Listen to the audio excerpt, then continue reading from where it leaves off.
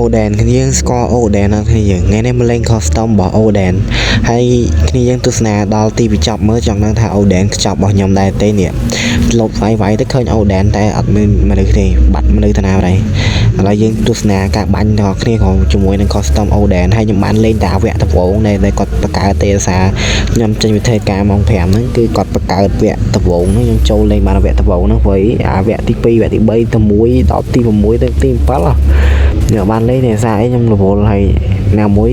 នៅនេះសូវមានសេវាទេពេលល្ងាចខ្ញុំបិទទ្វារបាត់អីដេកអញ្ចឹងណាហើយទស្សនាបងប្អូនថា Oden នឹងខ្ចប់របស់ខ្ញុំឬក៏ខ្ញុំខ្ចប់របស់ Oden តានិយាយថាចោះមកគ្មានរកឃើញ Oden អូអីទេបាទភាសាអីចុះមកមនុស្សឡើងញ៉ៃរាប់រយចុះឡើងពេកហ្នឹងដឹងស្អីខ្លះទេខ្ញុំពីពេញនេះខ្ញុំងាប់ពីវីដេអូដែរណាខ្ញុំតែអីងាប់រស់ថាគ្នាខ្ញុំរៀងខ្លាំងដែរគ្នាប៉ះគ្នារៀងអែមដែរអញ្ចឹងណា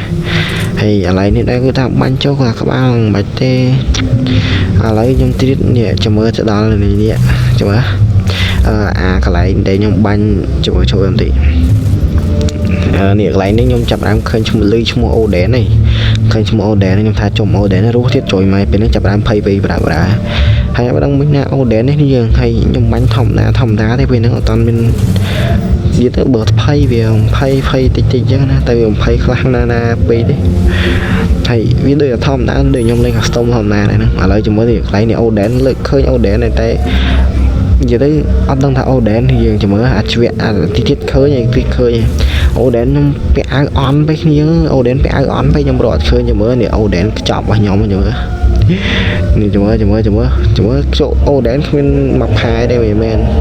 ហើយបើ Oden ឃើញវីដេអូនេះហើយកុំភ្លេចឲ្យវីដេអូខ្ញុំមួយហោ Oden ហើយ comment មួយហោខ្ញុំ fan របស់ឯងខ្លាំងនេះ